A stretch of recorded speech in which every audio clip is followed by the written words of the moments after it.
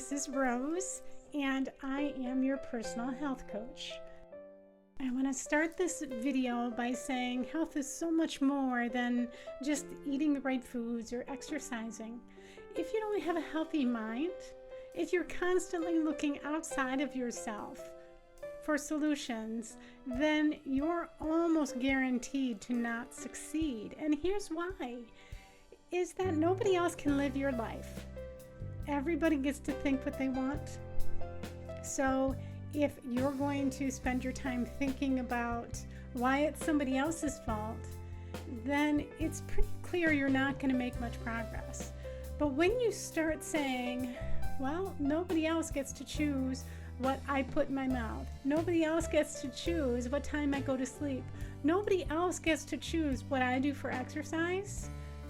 You can come up with reasons, but the key to success when it comes to improving your health is accountability. There are lots of reasons we are in the position we're at. And sure, some of these are not your fault. Maybe you are busy working and you've got children and they've got their school priorities and you've got to do all the bills and the grocery shopping and the meals. Who has time for health? So if you look at it this way, then you're going to stay where you're at. So I challenge you to make a list of your top 10 most important things to you. And what this is going to do is it's going to call to your attention that there are some things on this list that you really value a lot that you're not giving enough attention to. In fact, you might be trading off one of your top 10 for something that's maybe number 20 or 30 that's not even on your list. So, for example, let's say that your faith is number 3 on your list. But you haven't gone to synagogue, you haven't gone to the church, you haven't signed up for a Bible study, you're not even reading your book of worship.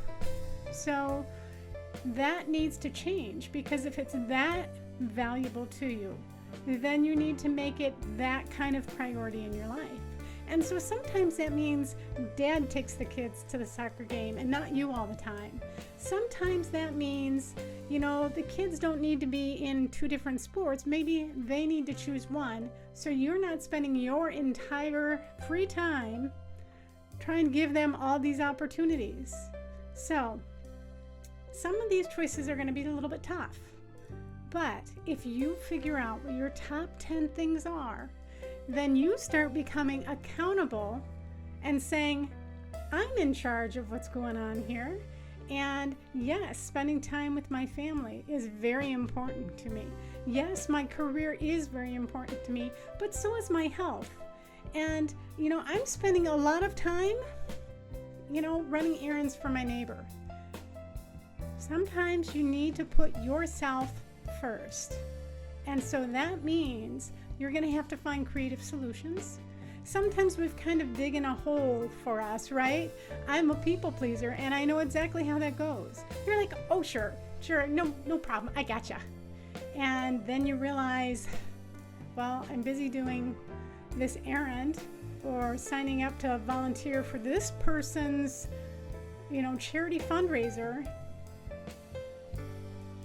There's no time left for me. I said yes before I could stop myself.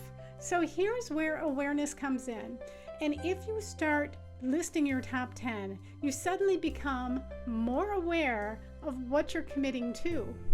Then you have to practice making yourself a priority.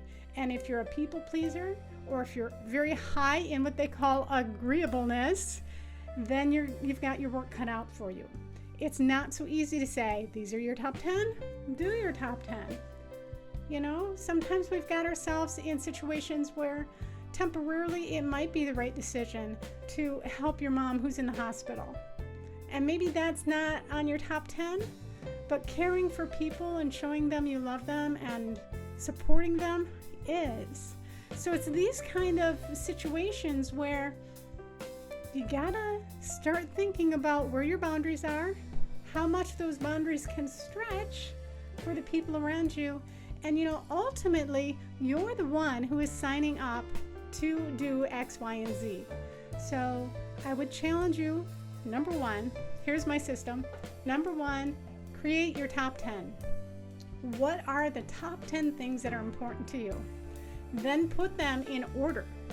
So if God, for example, is number 1, and number 9 is creativity, but you're spending a lot of your free time painting and not any time in prayer, then you need to switch those two around.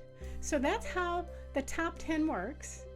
And then when you come to a decision, you've got to think out what you're going to commit to. And here's how you do it. You can't wait to have all the information. Now, some people get stuck in information paralysis, where they want more and more and more information in order to decide. And your decisions aren't going to be perfect.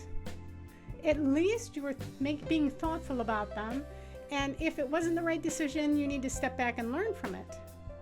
But what you do here is when you feel like, I need information, get your information. And then you're going to feel like, oh, if I just knew a little bit more. When you're at that point, you probably have about 80% of the information you need.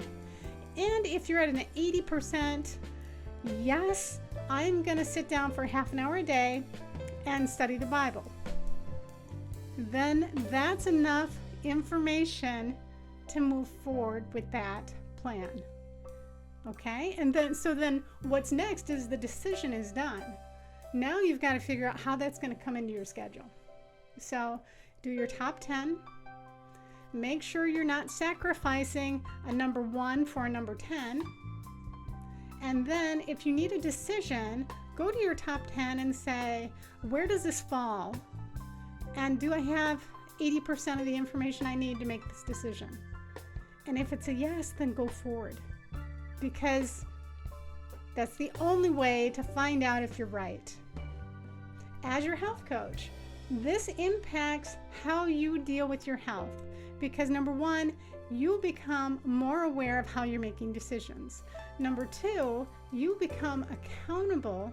And number 3, you learn to start setting boundaries and how to stretch those boundaries to accommodate the different things that come up in life. So I hope this was helpful. Good luck, and until I see you next time, this is Rose saying, be kind to yourself.